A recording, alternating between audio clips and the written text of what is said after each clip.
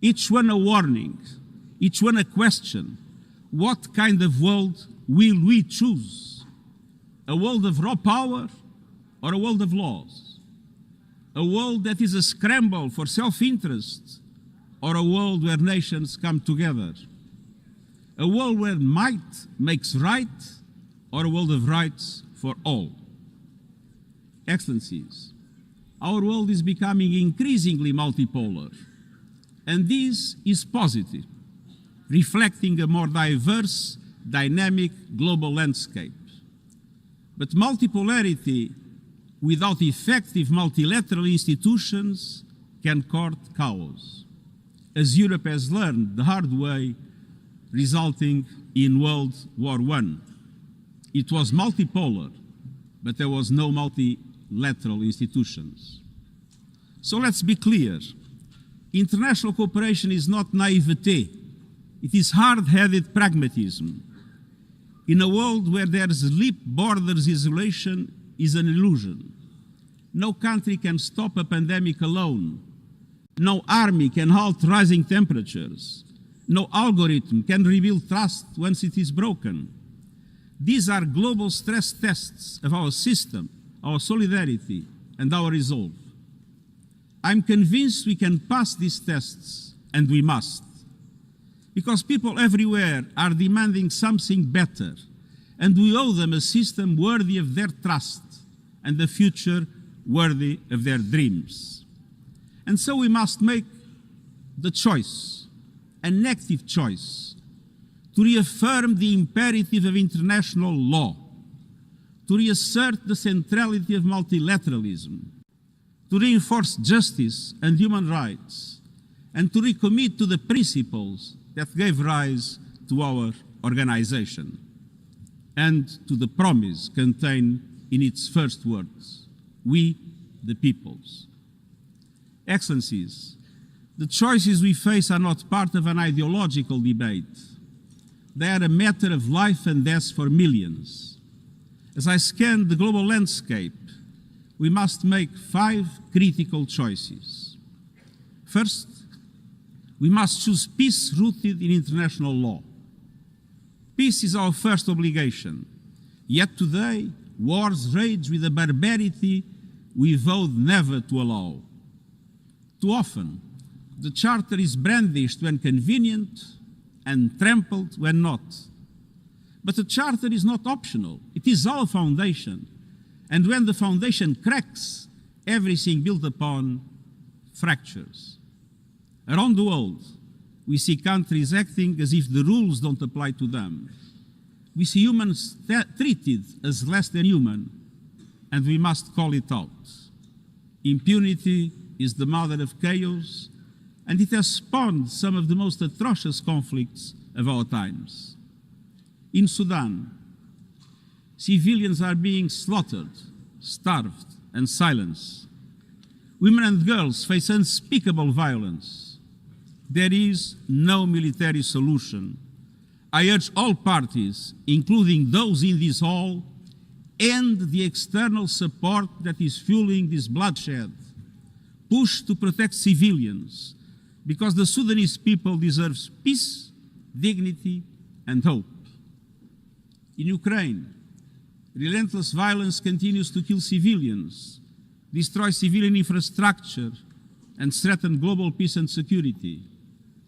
I commend recent diplomatic efforts by the United States and others. We must work for a full ceasefire and a just, lasting peace in accordance with the Charter, UN resolutions, and international law. In Gaza, the horrors are approaching a third monstrous year. They are the result of decisions that defy basic humanity. The scale of death and destruction are beyond any other conflict in my years as Secretary General. The International Court of Justice has issued legally binding provisional measures in the case named Application of the Convention on the Prevention and Punishment of the Crime of Genocide in the Gaza Strip. Since then, a famine has been declared and the killing has intensified. the measures stipulated by the ICJ must be implemented fully and immediately.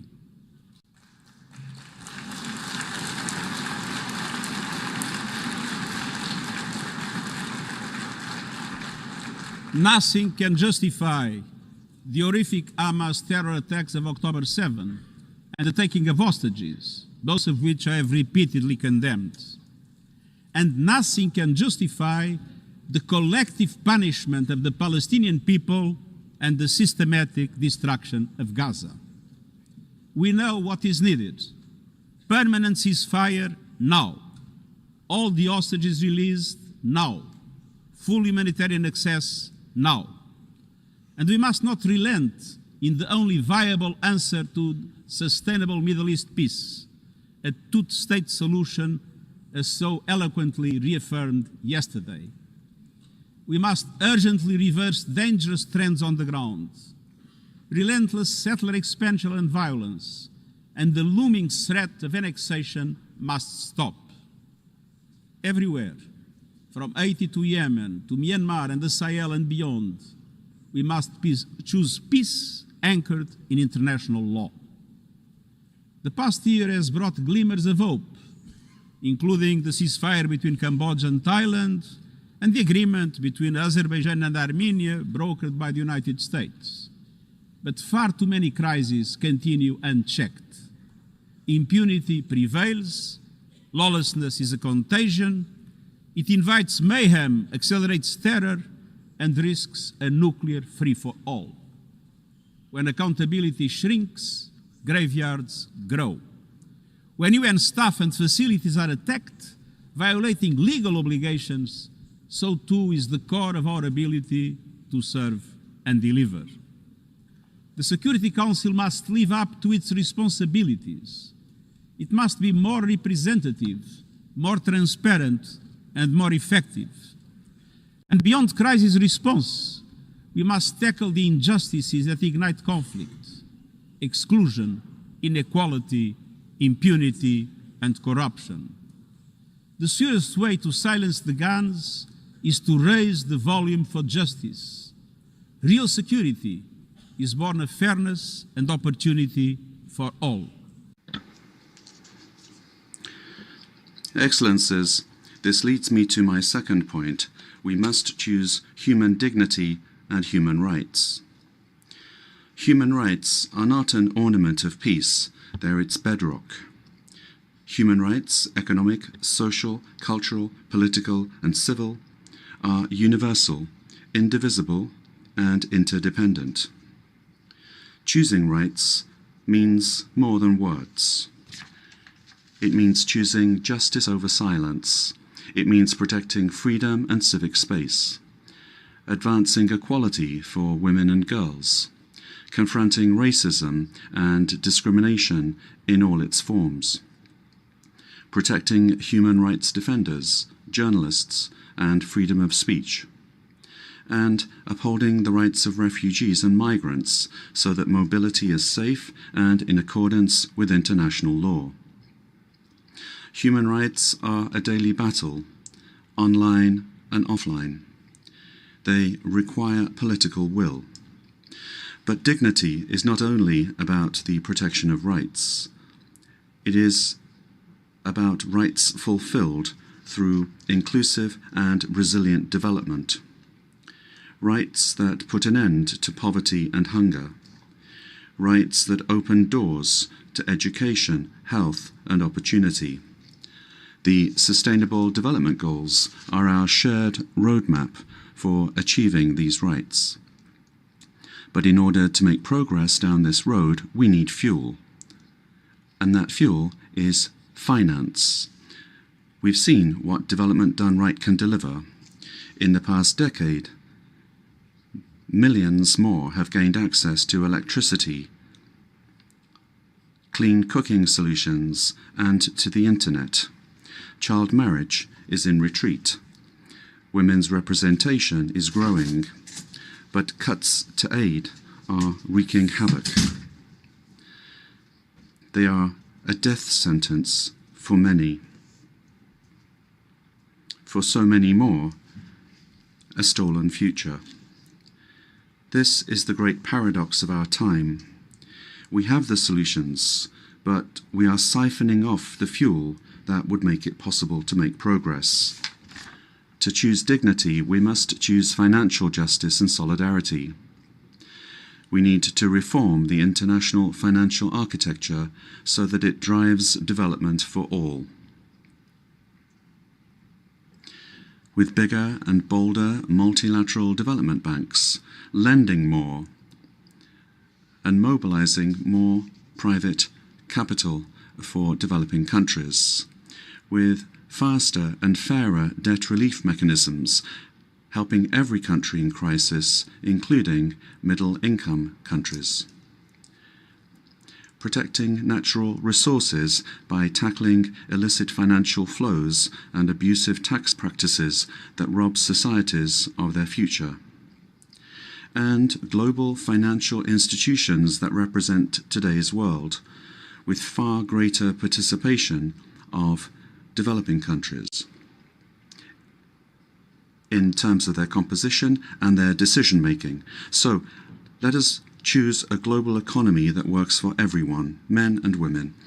Let us choose human rights and dignity. And let us equip ourselves with the means to ensure a transition for people and the planet.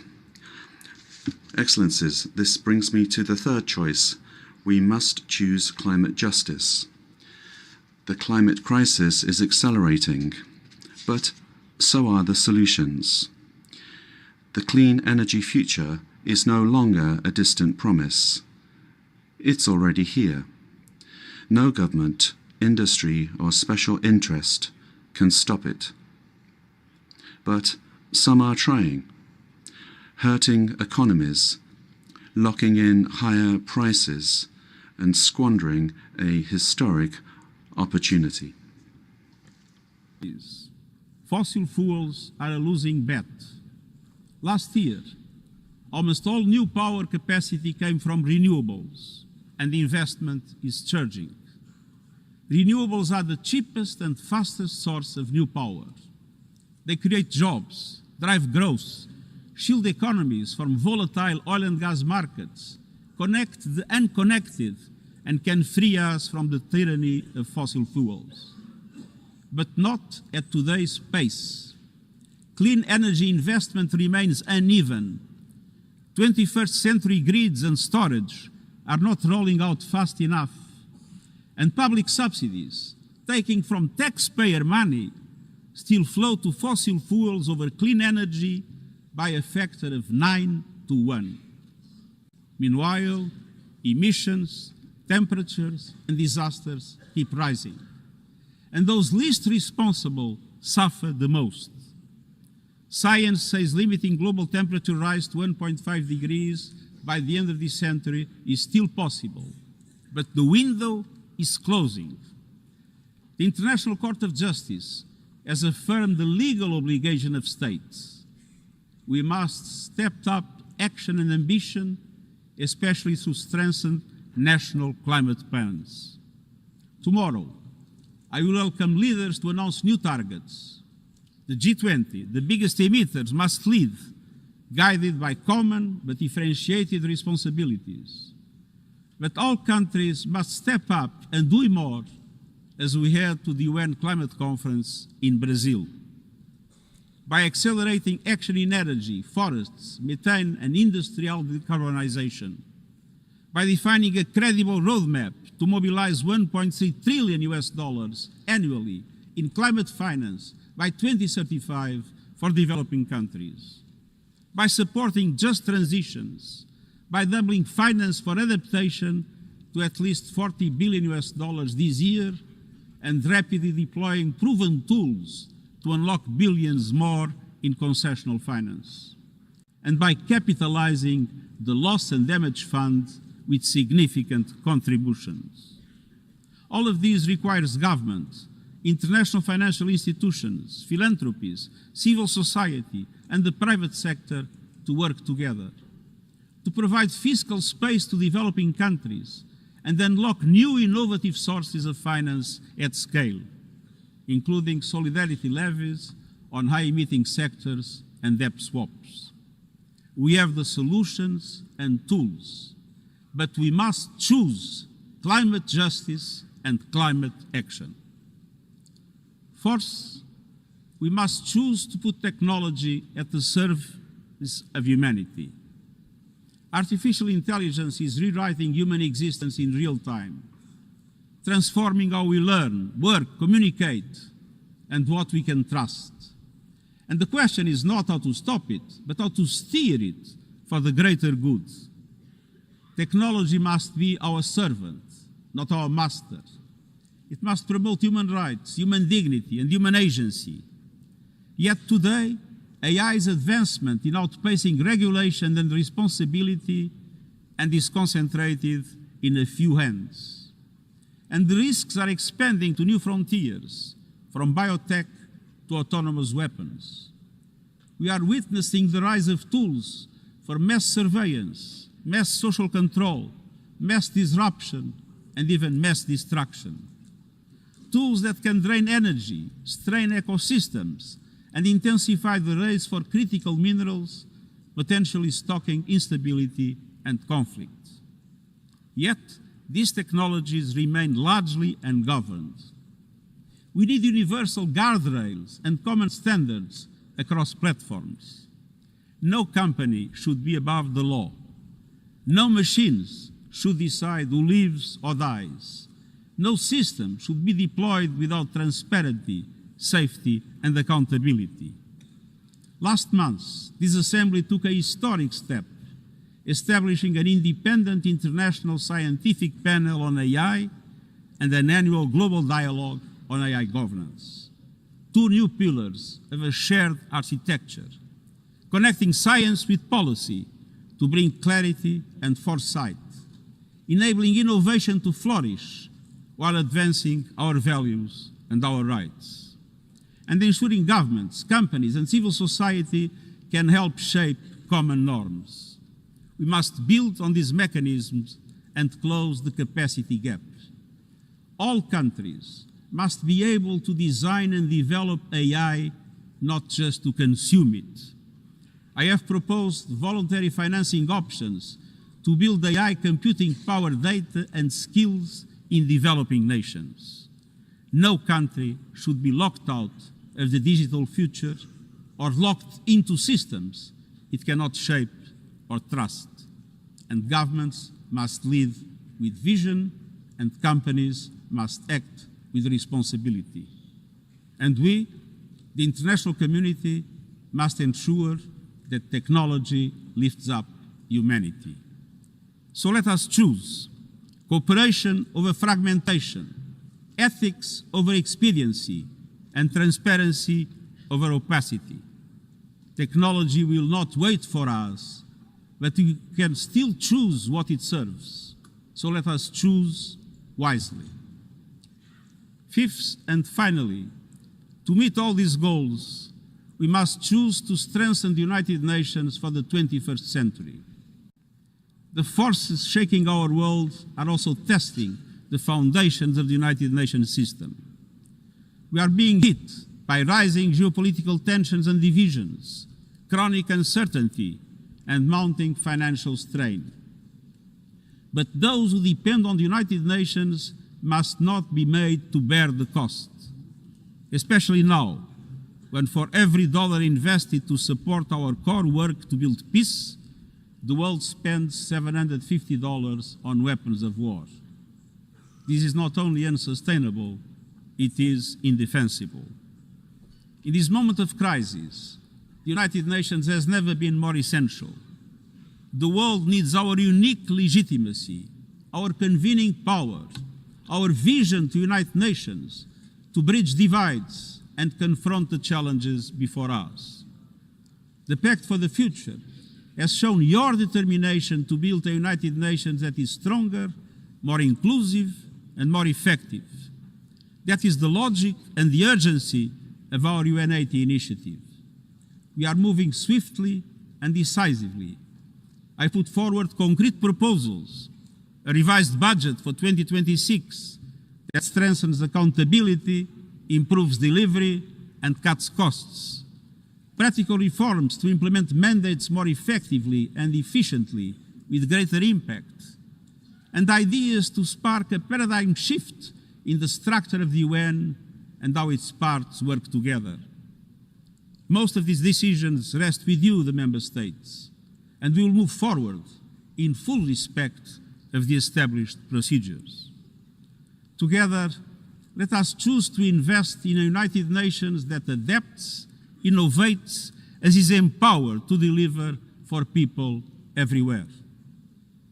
Excellencies, my overriding message comes down to this. Now is the time to choose.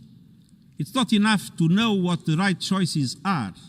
I urge you to make them. I grew up in a world where choices were few.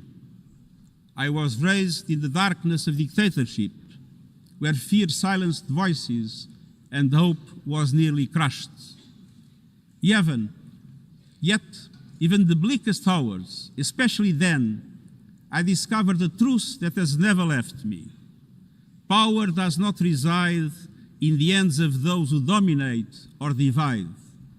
Real power resides from people, from our shared resolve to uphold dignity, to defend equality, to believe fiercely in our common humanity and the potential of every human being.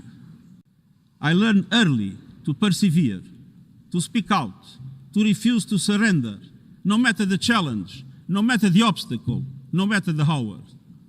We must and we will overcome. Because in a world of many choices, there is one choice we must never make, the choice to give up. We must never give up. That is my promise to you, for peace, for dignity, for justice, for humanity, for the world we know is possible when we work as one. I will never, ever give up. Thank you.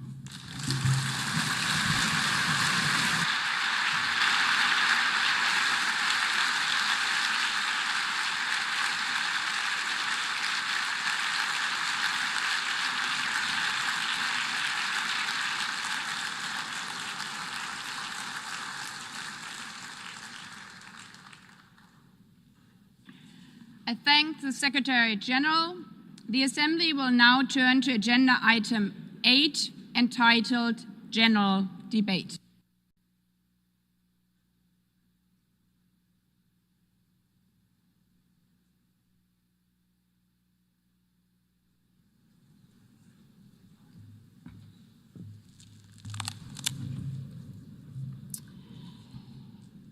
"80 years. Longer than the average human life. This anniversary of the United Nations should have been a moment of celebration. But this is not an ordinary year. Just look at the state of our world, as the Secretary General described. Thousands of orphans in Gaza are wandering around the rubble, eating sand, drinking contaminated water. 90-year-old women in Ukraine are hiding from drones, trapped in their homes instead of living their final years in peace.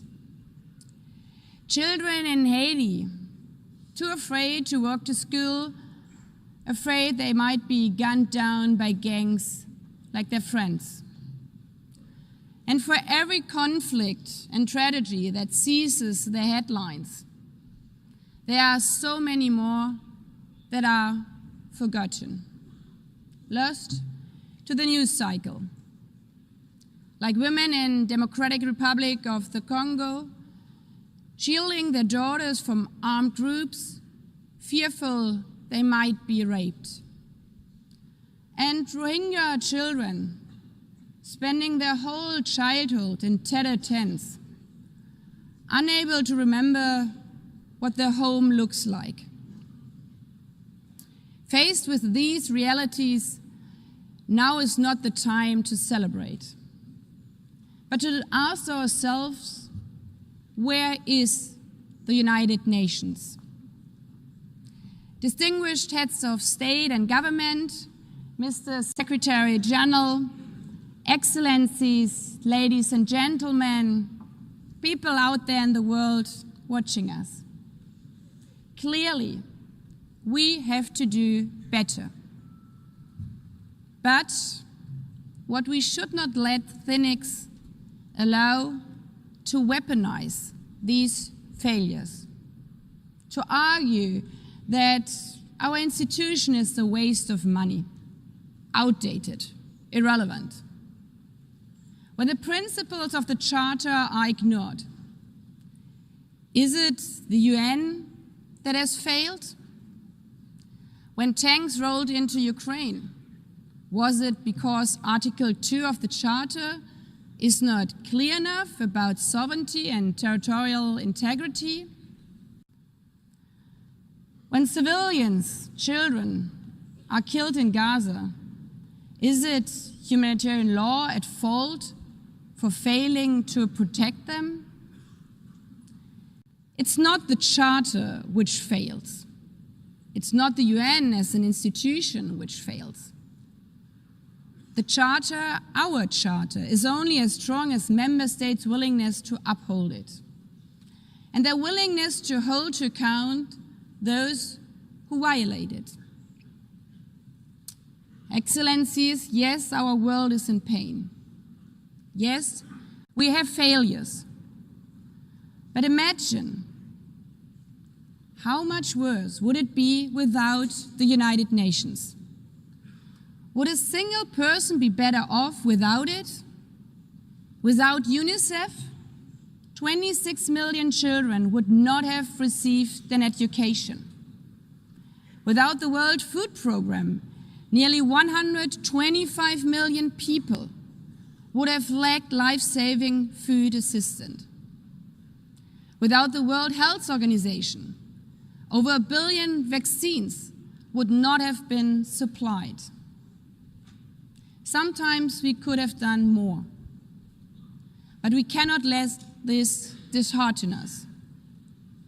If we stop doing the right thing, evil would prevail. This 80th session is not about big celebrations. It's about finding the resolve not to give up, the resolve to be better together, just as our predecessors did 8 decades ago. This institution was born in a world on fire and desperate for reprieve. 750 million, nearly a third of humanity back then, still under colonial rule. 2 world wars in a generation, 70 million dead. The horrors of the Holocaust revealed to our collective shame. This was a generation that knew almost nothing but suffering and despair. The signing of the Charter in 1945 gave hope to millions, gave us a North Star that guided our path from the ashes of war, helped guide nations from colonial rule into independent states, helped end apartheid. Across the decades, the United Nations has been a compass pointing toward peace, humanity, and justice. We have not always succeeded, but the story of this institution is not a story of easy victories. It's a story of falling and rising, of pulling ourselves and each other back up and trying harder. We gather here for the 80th time, not for empty celebration, not out of ritual, not to hear our own voices. We gather to prove that this institution matters, and that through this institution, every nation represented here, no matter how big or small, can summon again the strength and unity first shown in San Francisco 80 years ago. The courage and resolve of world leaders who, even while some called them back then naive, believed they could build a better world from the wreckage of the old. They showed then what true leadership is. It's not about imposing your will or putting others down. True leadership is about lifting others up, not out of altruism, but for a mutual benefit, and even out of our self-interest. Because as our founders and every architect of peace since then has understood, helping others is what makes ultimately our own countries stronger. Could any state have faced the global pandemic alone? The virus did not have any passport. We were only able to solve it at the end with the support of the World Health Organization. The climate crisis does not stop at borders. CO2 emissions anywhere affect people everywhere. Even the wealthiest cities in the world cannot shield themselves from wildfires. And imagine coming here by plane, how safe would you feel to step into the next airplane if there were no International Civil Aviation Organization anymore, which is responsible for setting safety regulations for 5 billion passengers each year? How comfortable would you be with your children using the internet while AI is uncontrolled and unchecked? As the lines between what is real and fake start to blur. In this globalized, digitalized world, we work together or we suffer alone. Excellencies, the theme of this milestone session and the high-level week is therefore better together. 80 years and more for peace, development, and human rights. Will living up to that be easy? No. But this hall was not built for easy times. It was built to come together to confront the hardest topics. This session is a session where the high-level week is about resolving differences. We showed some of it yesterday already. But even the house of dialogue and diplomacy needs a renovation. That is why the UN80 initiative and the wider reform process are not luxuries, but necessities. We are literally now at a crossroads, a make it or break it moment, politically, financially. Therefore, we have to deliver a United Nations that is agile, cost-effective, and fit for purpose. Member states have to give the Secretary General and this process their full support, because reform cannot stop in New York. It must carry through to every capital. That includes delivering the Pact for the Future and accelerating progress on the Sustainable Development Goals. Again, this is not about charity. It's about addressing the core purposes of this institution, about strengthening our foundations across all 3 pillars: peace and security, human rights, and sustainable development. They are inseparable. Leaving hundreds of millions trapped in extreme poverty, vulnerable to crisis, and denied their human rights is not only a moral failure, it's a recipe for global unrest, terrorism, and a tragic waste of humanity's greatest resource, its people. Put it simply, without the SDGs, there cannot be lasting peace. Excellencies, our future as an institution will also be shaped by the selection of the next Secretary General. And here we must pause and reflect. In nearly 80 years, this organization has never chosen a woman for that role. One might wonder how out of 4 billion potential candidates, there could not be found a single one. Of course,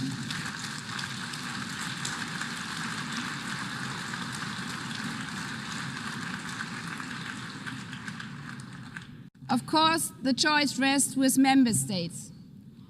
But those of you having been there yesterday celebrating Beijing one strong female leader after the other from all our continents.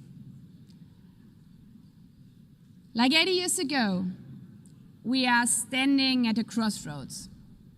And it's up to us, to every single member state, to live up to the same leadership as your predecessors did. To act when action is needed. To uphold the principles of our charter. To be better together. To show the people around the world that this united nation is there. Today, tomorrow, and for the next 8 decades. Because, after all, it's the life insurance for every country. Thank you.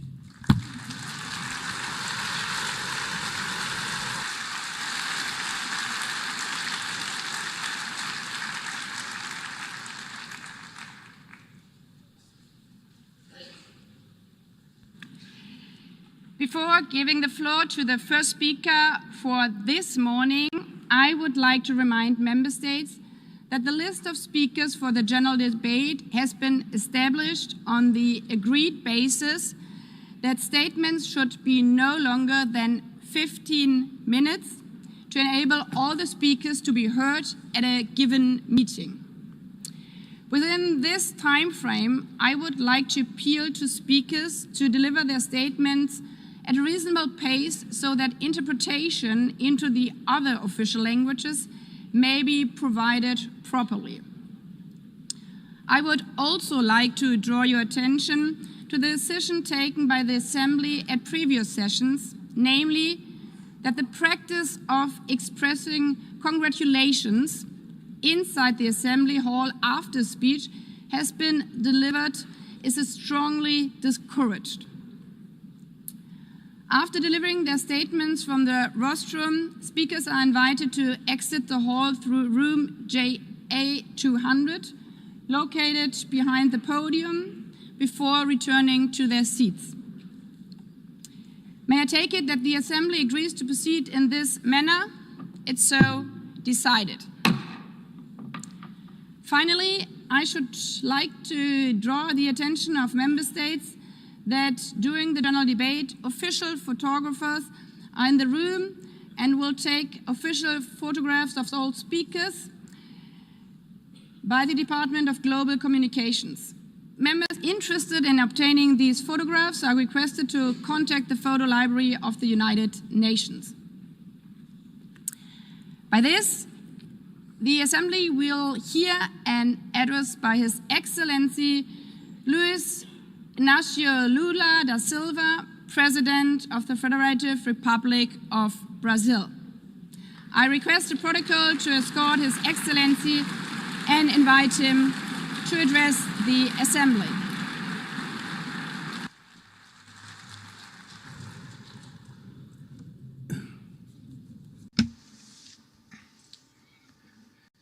Madam President of the General Assembly, Analina Berbuki, Mr. Secretary General Antonio Guterres, dear heads of state and government, and representatives of the member states gathered here. This should be a time to celebrate the United Nations. Created at the end of the war, the UN symbolizes the highest expression of the aspiration for peace and prosperity. Today, however, the ideals that inspired its founders in San Francisco are under threat as never before in their history. Multilateralism is at a new crossroads. The organization's authority is in check. We are witnessing the consolidation of an international order marked by repeated concessions to power play. Attacks on sovereignty, arbitrary sanctions, and unilateral interventions are becoming the rule. There is a clear parallel between the multilateralism crisis and the weakening of democracy. Authoritarianism is strengthened when we fail to act in the face of arbitrary acts, when the international society falters in defending peace, sovereignty, and the rule of law. The consequences are tragic. Throughout the world, anti-democratic forces are trying to subjugate institutions and stifle freedoms. They worship violence, praise ignorance, act as physical and digital militias, and restrict the press. Even under an unprecedented attack, Brazil chose to resist and defend its democracy, regained 40 years ago by its people after 2 decades of dictatorial governments. There is no justification for unilateral and arbitrary measures against our institutions and our economy. The aggression against the independence of the judiciary branch of power is unacceptable. This interference in domestic affairs is aided by a subservient far right who is nostalgic of past hegemonies. False patriots plan and publicly promote actions against Brazil. Peace cannot be achieved with impunity. A few days ago, and for the first time in 525 years of our history, a former head of state was convicted of attacking the democratic rule of law. He was investigated, indicted, trialed, and held accountable for his actions in a meticulous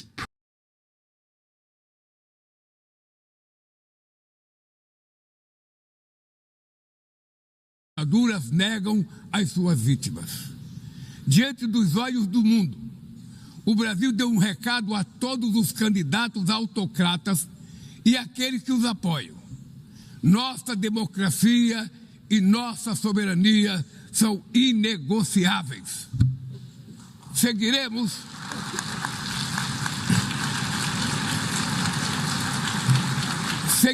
como nação independente e como povo livre de qualquer tipo de tutela. Democracias sólidas vão além do ritual eleitoral. Seu vigor pressupõe a redução das desigualdades, a garantia dos direitos mais elementares, a alimentação, a segurança, o trabalho, a moradia, a educação e a saúde. A democracia falha quando as mulheres ganham menos que os homens ou morrem pelas mãos de parceiros e familiares. Ela perde quando fecha suas portas e culpa migrantes pelas mazelas do mundo. A pobreza é tão inimiga da democracia quanto o extremismo. Por isso, foi com orgulho que recebemos da FAO a confirmação de que o Brasil voltou a sair do mapa da fome este ano de 2025. Mas no mundo, ainda há 670 milhões de pessoas famintas e cerca de 2 bilhões e 300 milhões enfrentam insegurança alimentar. A única guerra que todos podem sair vencedores é a que travamos contra a fome e a pobreza. Esse é o objetivo da Aliança Global que lançamos no G20 e que já conta com o apoio de 103 países. A comunidade internacional precisa rever suas prioridades, reduzir os gastos com guerras e aumentar a ajuda ao desenvolvimento, aliviar o serviço da dívida externa dos países mais pobres, sobretudo os africanos, e definir padrões mínimos de tributação global para que os super ricos paguem mais impostos que os trabalhadores. A democracia também se mede pela capacidade de proteger as famílias e a infância. As plataformas digitais trazem possibilidade de nos aproximar como jamais havíamos imaginado, mas têm sido usadas para semear intolerância, misoginia, xenofobia e desinformação. A internet não pode ser terra sem lei.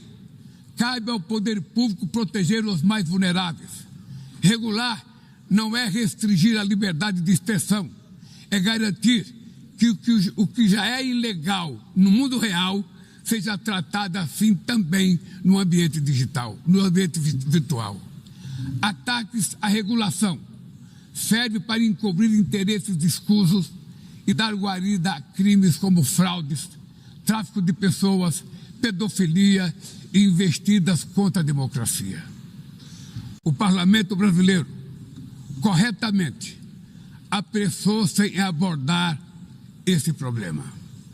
Com orgulho, promulguei na última semana uma das leis mais avançadas do mundo para a proteção de crianças e adolescentes na esfera digital. Também enviamos ao Congresso Nacional projeto de lei para fomentar a concorrência nos mercados digitais e para incentivar a instalação de data centers sustentáveis.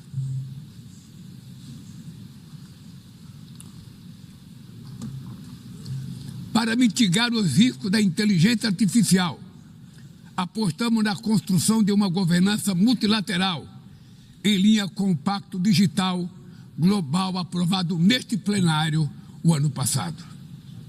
Senhoras e senhores, na América Latina e Caribe, vivemos um momento de crescente polarização e instabilidade. Manter a região como zona de paz sempre foi e é a nossa prioridade. Somos um continente livre de armas de destruição em massa, sem conflitos étnicos ou religiosos. É preocupante a equiparação entre a criminalidade e o terrorismo. A forma mais eficaz de combater o tráfico de drogas é a cooperação para reprimir a lavagem de dinheiro e limitar o comércio de armas. Usar força letal em situações que não constituem conflitos armados equivale a executar pessoas sem julgamento. Outras partes do planeta já testemunharam intervenções que causaram danos maiores do que se pretendia evitar, com graves consequências humanitárias. A via do diálogo não deve estar fechada na Venezuela. O Haiti tem direito a um futuro livre de violência e é inadmissível que Cuba seja listada como país que patrocina o terrorismo. No conflito na Ucrânia,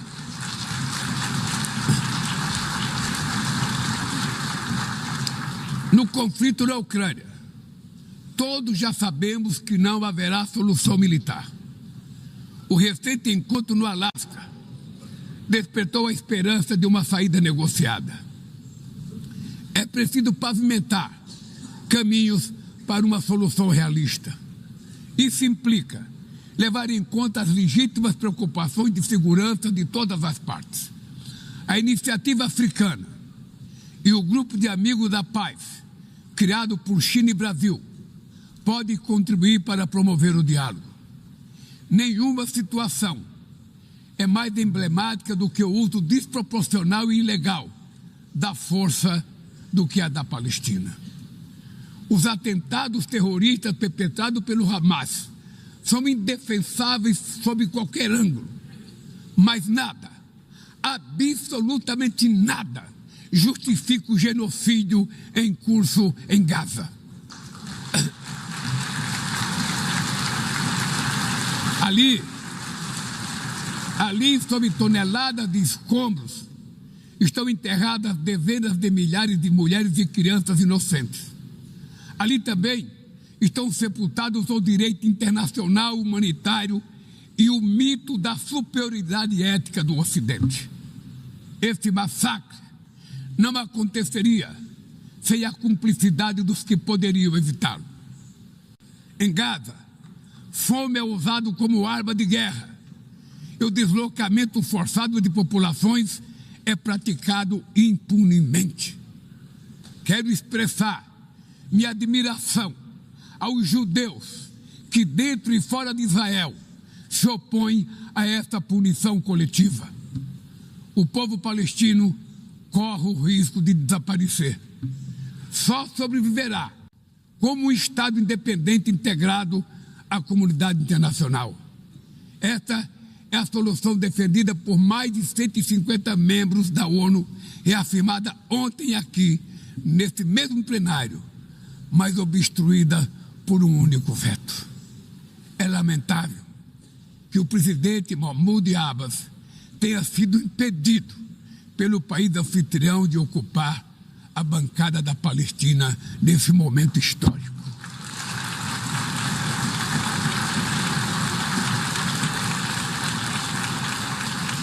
O alastramento desse conflito para o Líbano, para a Síria e o Irã e o Catar fomenta a escalada armamentista sem precedentes. Senhoras presidentas, bombas e armas nucleares não vão nos proteger da crise climática. O ano de 2024 foi o mais quente já registrado. A COP30 em Belém, no Brasil, será a COP da verdade. Será o momento de os líderes mundiais provarem a seriedade de seu compromisso com o planeta. Sem ter o quadro completo das contribuições nacionalmente determinadas, as chamadas NDCs, caminharemos de olhos vendados para um verdadeiro abismo. O Brasil se comprometeu a reduzir entre 59% e 67% suas emissões, abrangendo todos os gases de efeito estufa em todos os setores da economia. Nações em desenvolvimento enfrentam a mudança do clima ao mesmo tempo que lutam contra outros desafios. Enquanto isso, países ricos usufruem de padrão de vida obtido às custas de 200 anos de emissões de gases. Exigir maior ambição e maior acesso a recursos e tecnologias não é uma questão de caridade, é apenas uma questão de justiça. A corrida por minerais críticos essenciais para a transição energética não pode reproduzir a lógica predatória que marcou os últimos séculos. Em Belém, o mundo vai conhecer a realidade da Amazônia. O Brasil já reduziu pela metade o desmatamento na região nos 2 últimos anos. Erradicá-lo requer garantia, condições dignas de vida para seus milhões de habitantes. Fomentar o desenvolvimento sustentável é o objetivo do Fundo Florestas Tropicais para Sempre, que o Brasil pretende lançar para remunerar os países que mantêm suas florestas em pé. É chegado o momento de passar da fase da negociação para a etapa da implementação. O mundo deve muito ao regime criado pela Convenção do Clima, mas é necessário trazer o combate à mudança do clima para o coração da ONU, para que ela tenha a atenção que merece. Um conselho vinculado à Assembleia Geral, com força e legitimidade para monitorar compromissos, dará coerência à ação climática. Trata-se de um passo fundamental na direção de uma reforma mais abrangente da organização, que contemple também um Conselho de Segurança ampliado nas 2 categorias de seus membros. Poucas áreas retrocederam tanto como o sistema multilateral de comércio.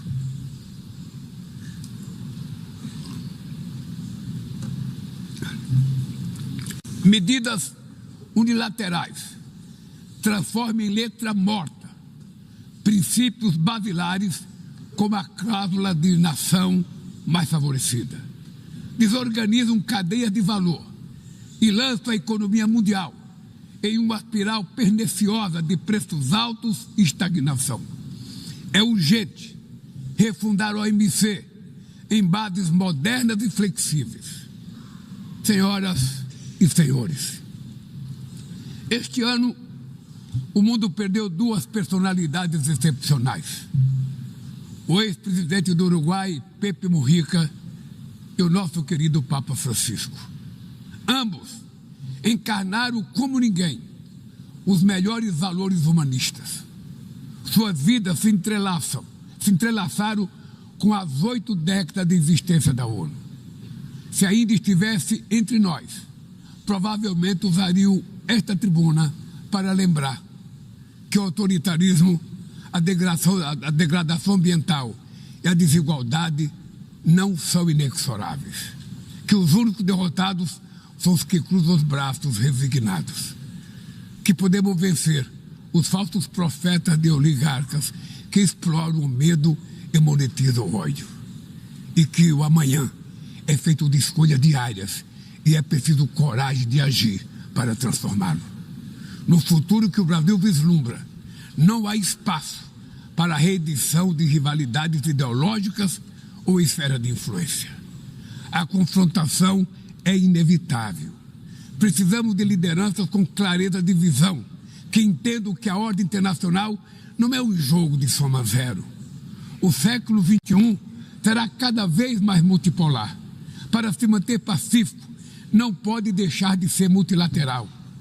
O Brasil confere crescente importância à União Europeia, à União Africana, à ASEAN, à CELAC, aos BRICS e ao G20. A voz do Sul global deve ser respeitada e ouvida. A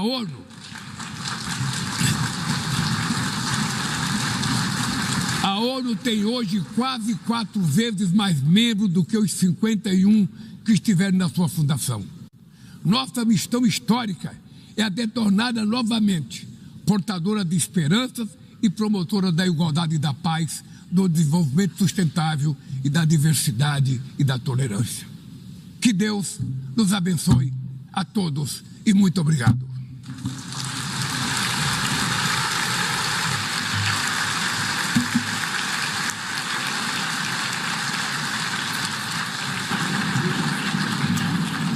On behalf of the Assembly, I wish to thank the President. Nós acompanhamos ao vivo o discurso do presidente Lula na Assembleia Geral das Nações Unidas em Nova York, nos Estados Unidos. A defesa da democracia, o combate à fome, a regulação da internet e mudança climática foram alguns dos temas trazidos pelo presidente, que também defendeu esforços internacionais para alcançar e consolidar a paz, especialmente em relação à situação humanitária em Gaza e ao conflito na Ucrânia. No discurso, o presidente Lula destacou a crise do multilateralismo e o enfraquecimento da democracia global e disse que a democracia e a soberania brasileiras são inegociáveis. O multilateralismo está diante de nova encruzilhada. A autoridade desta organização está em xeque. Assistimos à consolidação de uma desordem internacional marcada por seguidas concessões à política do poder. Atentados à soberania, sanções arbitrárias e intervenções unilaterais estão se tornando regra. Existe um evidente paralelo entre a crise do multilateralismo e o enfraquecimento da democracia. O autoritarismo se fortalece quando nos omitimos frente à arbitrariedade. Quando a sociedade internacional vacila na defesa da paz, da soberania e do direito, as consequências são trágicas. Em todo o mundo, forças antidemocráticas tentam subjugar as instituições e sufocar as liberdades. Cultuam a violência, exaltam a ignorância, atuam como milícias físicas e digitais e cerceiam a imprensa. Mesmo sob ataques sem precedentes, o Brasil optou por resistir e defender sua democracia reconquistada há 40 anos. O presidente também disse que, diante dos olhos do mundo, o Brasil deu um recado aos autocratas ao condenar um ex-presidente que atentou contra a democracia. Falsos patriotas arquitetam e promovem publicamente ações contra o Brasil. Não há pacificação com impunidade. Há poucos dias, e pela primeira vez em 525 anos de nossa história, um ex-chefe de Estado foi condenado por atentar contra o Estado democrático de direito. Foi investigado, indiciado e julgado e responsabilizado pelos seus atos em um processo minucioso. Teve amplo direito de defesa, prerrogativa que as ditaduras negam às suas vítimas. Diante dos olhos do mundo, o Brasil deu um recado a todos os candidatos autocratas e aqueles que os apoiam. Nossa democracia e nossa soberania são inegociáveis. Seguiremos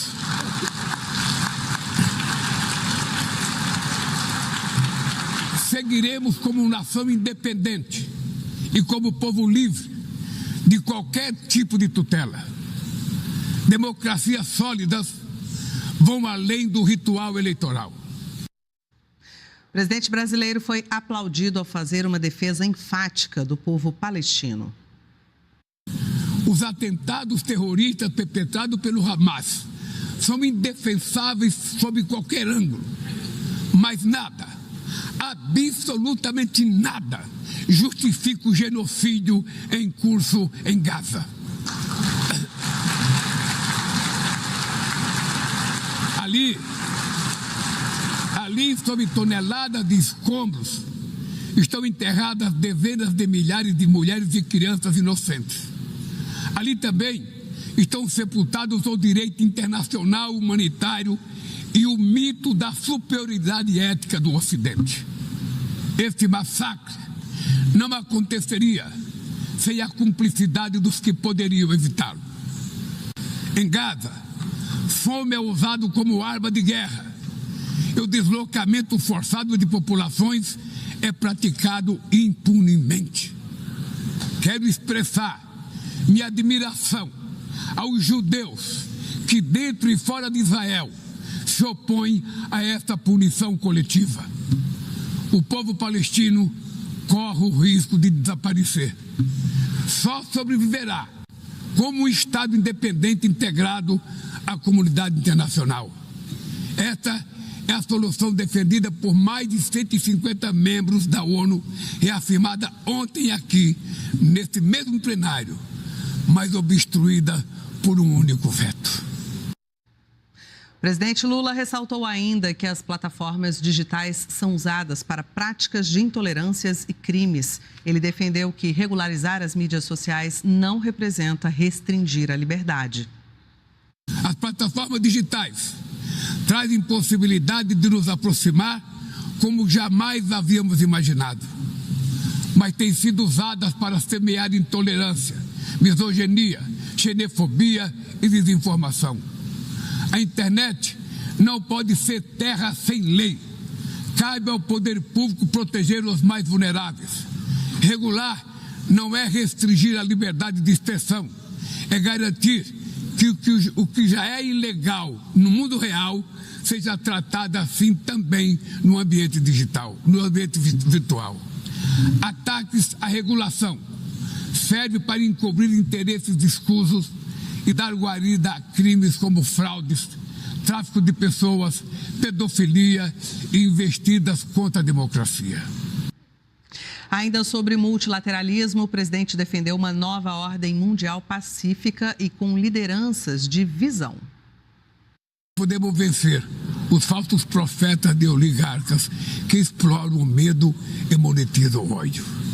E que o amanhã é feito de escolhas diárias e é preciso coragem de agir para transformá-lo. No futuro que o Brasil vislumbra, não há espaço para a reedição de rivalidades ideológicas ou esfera de influência. A confrontação é inevitável. Precisamos de lideranças com clareza de visão, que entendam que a ordem internacional não é um jogo de soma zero. O século XXI será cada vez mais multipolar. Para se manter pacífico, não pode deixar de ser multilateral. O Brasil confere crescente importância à União Europeia, à União Africana, à ASEAN, à CELAC, aos BRICS e ao G20. A voz do Sul global deve ser respeitada e ouvida. A ONU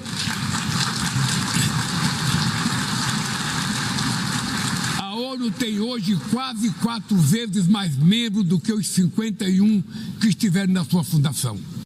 Nossa missão histórica é a de torná-la novamente portadora de esperanças e promotora da igualdade e da paz, do desenvolvimento sustentável e da diversidade e da tolerância.